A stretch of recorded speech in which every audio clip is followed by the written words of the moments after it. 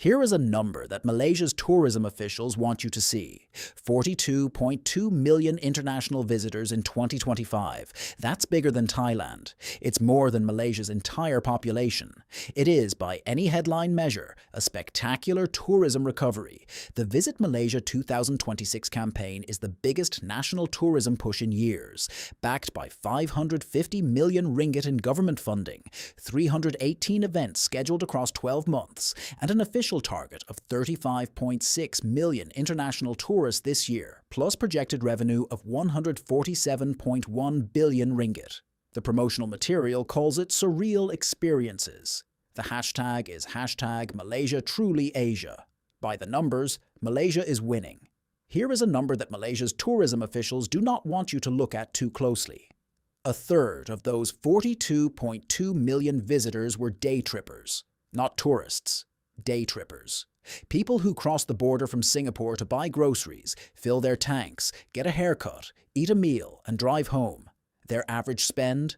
348 ringgit per trip. Compare that to an overnight tourist whose average spend is 4,086 ringgit. A day tripper from Singapore spending 348 ringgit and a genuine tourist from Germany spending 4,000 ringgit are both counted in the headline arrival figure. They are not the same. They are not remotely the same, and Malaysia has been counting them the same for years.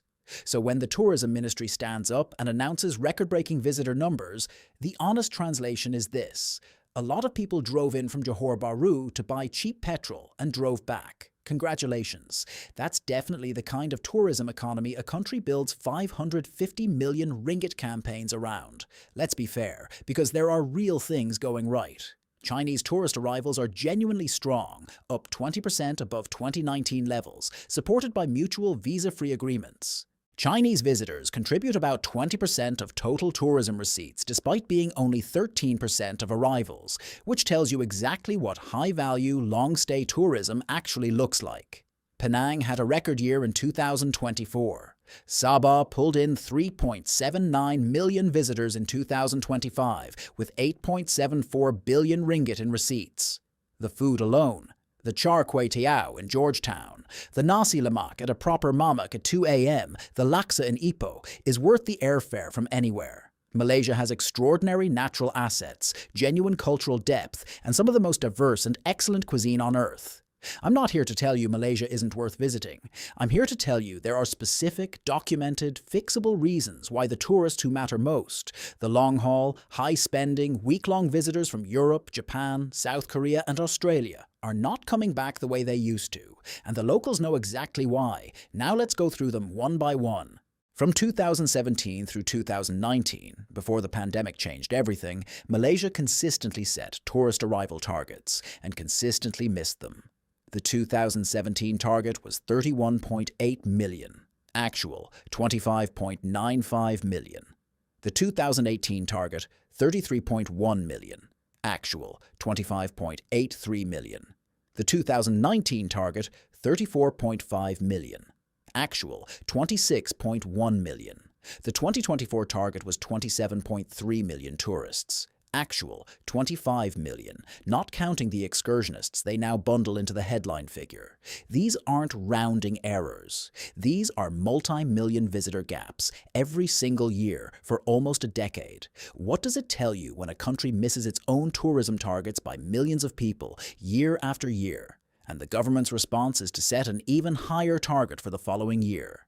It tells you the targets are performance theater. The government keeps announcing ambitions because ambitions look like momentum. The actual work of converting those ambitions into arrivals, the infrastructure, the connectivity, the service culture, the product development, keeps trailing behind.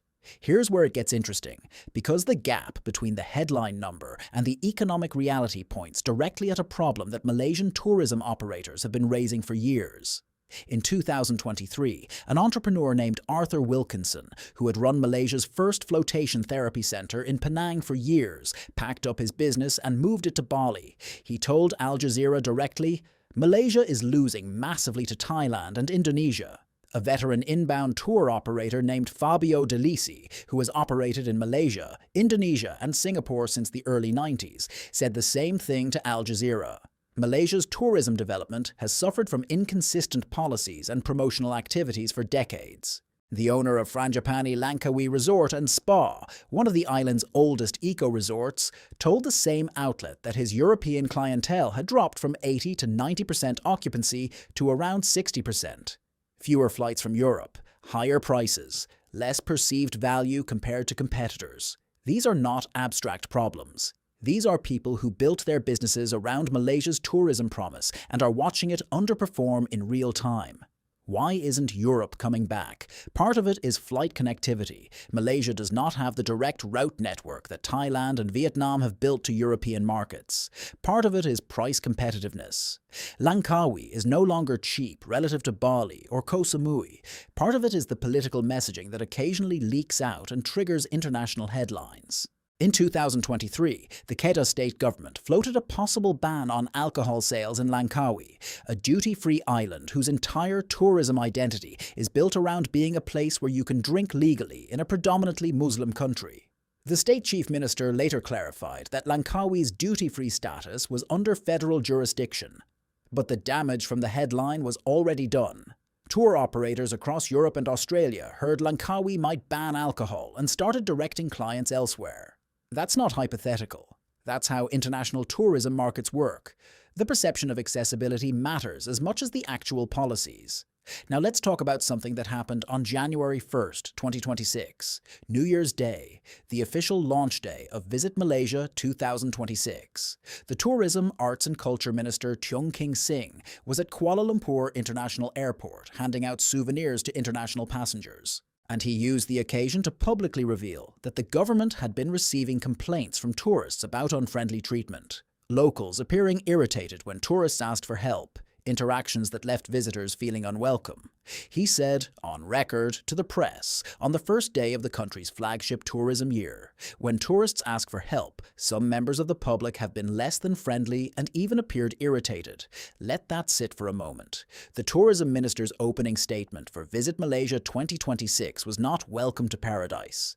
It was, "We've had complaints about how we treat tourists, and I've asked the relevant agencies to explain themselves." That is a remarkable thing to lead with. And it is a symptom of something real. Malaysia is a deeply hospitable country in most contexts. The warmth of ordinary Malaysian people, the generosity of the food culture, the genuine welcome extended in most interactions is not in question. But the tourism industry in Malaysia has a service quality problem that keeps surfacing in reviews, in operator feedback, and apparently now in formal government complaints. It is not the locals, it is the industry's failure to train, incentivize, and properly compensate the frontline workers who interact with tourists at critical moments. The airport, the immigration hall, the information desk, the tour bus. These are the first and last impressions. And they are the impressions that travel back home with visitors and determine whether their friends book Malaysia or book Vietnam instead. Then there's the promotional campaign itself, which managed to generate controversy before the year had even properly started. The Visit Malaysia 2026 launch video was posted to Tourism Malaysia's official Facebook page, received criticism for what it included and excluded, and was then deleted. Netizens raised concerns about the campaign mascots potentially being AI-generated. The word cloud from public sentiment monitoring included words like angry, complain, and doubt. The tourism minister urged people not to politicize the issue. The video stayed deleted. This is not how you launch a flagship national tourism campaign. Not because the campaign is bad, the underlying product is genuinely good, but because the execution keeps stumbling into entirely avoidable controversies that generate international press coverage framing Malaysia as a destination with mixed messaging. Here's the structural problem underneath all of this, and it's the one that matters most for the long-term trajectory of Malaysian tourism. The country has a quality versus quantity problem that it hasn't fully decided how to solve. Tourism Malaysia has set a target of 35.6 million international tourists for 2026, with revenue of 147.1 billion ringgit.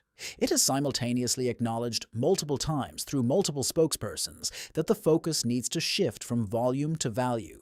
They say quality tourists. Translation: fewer but higher spending visitors who stay longer and contribute more to the actual economy. But the entire promotional infrastructure, the targets, the funding allocation, the measurement metrics, All of it is still calibrated around arrival numbers. You cannot simultaneously chase 35 million arrivals and reorient toward quality tourism. These are structurally different strategies. One requires massive volume marketing and accessible visa policies. The other requires premium product development, authentic experience curation, and honest acknowledgement that a Singaporean who crosses the border to buy groceries is not the same as a Swiss tourist who spends 2 weeks in Sabah. Malaysia needs to pick a lane. The country's most valuable tourism assets, the rainforests of Borneo, the UNESCO heritage of Georgetown and Malacca, the extraordinary marine biodiversity of Semporna, the genuine multicultural food culture, are premium experiences. They should be sold as premium experiences to people willing to pay premium prices for them. Instead, the marketing keeps chasing the broadest possible audience while the product at the premium end goes underfunded, underserviced, and underdiscovered. Semporna's waters, one of the world's premier dive destinations, are drowning in plastic waste according to a February 2026 viral post from a dive instructor. The Cameron Highlands has been overdeveloped to the point where landslides are increasing and water quality is declining. These are not peripheral problems. They are the degradation of the core product that genuine eco-tourists come for. So here's what the locals are actually telling you, if you listen carefully. Not in formal government statements, and not in tourism board press releases, in the behavior of the entrepreneurs who keep leaving, in the TripAdvisor reviews that mention petty scams and overcharging, in the tourism minister's New Year's Day admission that his own country isn't being welcoming enough, in the eco-resort owners watching their European bookings decline, in the dive instructors posting viral videos of plastic bottles floating through world-class reefs. The underlying product is exceptional. The management of that product has been inconsistent for almost a decade. First, fix the metrics. Stop reporting day tripper arrivals in the same headline number as overnight tourists. The data is being used to celebrate a performance that isn't actually being delivered. Until you measure what matters, spending, length of stay, return visit rate, satisfaction scores, you cannot manage what you cannot see. Second, invest in long-haul connectivity.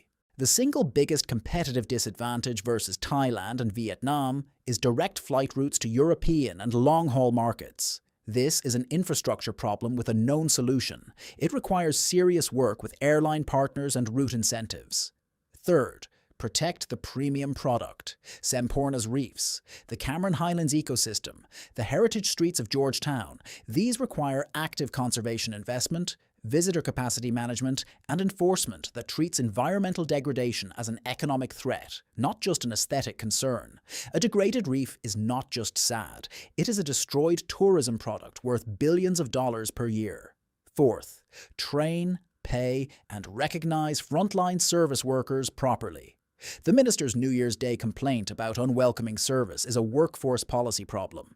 People who are underpaid, overworked, and undertrained do not deliver warm hospitality. You cannot government announce your way to a welcoming service culture. Fifth, resolve the political ambiguity around cultural openness. Tourism depends on perception of accessibility. Every time a state government floats a policy that could restrict cultural access, alcohol in Langkawi, dress codes in heritage areas, anything that triggers Islamic country restricts tourism activity, international headlines, it does measurable damage to long-haul bookings that takes years to recover. Consistency matters more than individual policies. Malaysia is genuinely one of the most extraordinary countries on earth to travel through. This is not a tourism board line. It's the honest assessment of anyone who has spent time in Penang's back alleys, on a boat off the coast of Sabah, or in a kopitiam with a bowl of asam laksa that costs 3 ringgit and tastes better than anything available in most cities in the world. The country has everything. The issue has never been the assets. The issue is that for nearly a decade, Malaysia has set targets it cannot hit, counted day trippers as tourists, watched premium product deteriorate, and kept announcing bigger campaigns to solve problems that campaigns cannot solve. So if you are Malaysian, if you work in tourism, if you run a resort or a food stall or a tour business, if you live in Penang or Langkawi or Kota Kinabalu, tell me, what do you think is the real reason the tourists who should be coming aren't coming? And if you have visited Malaysia, what did you find that the brochure didn't prepare you for, good or bad? Because the gap between what Malaysia is and what Malaysia is presenting itself as is the whole story here. Drop it in the comments. If you think this kind of honest accounting of what's actually happening in travel matters, you know what to do.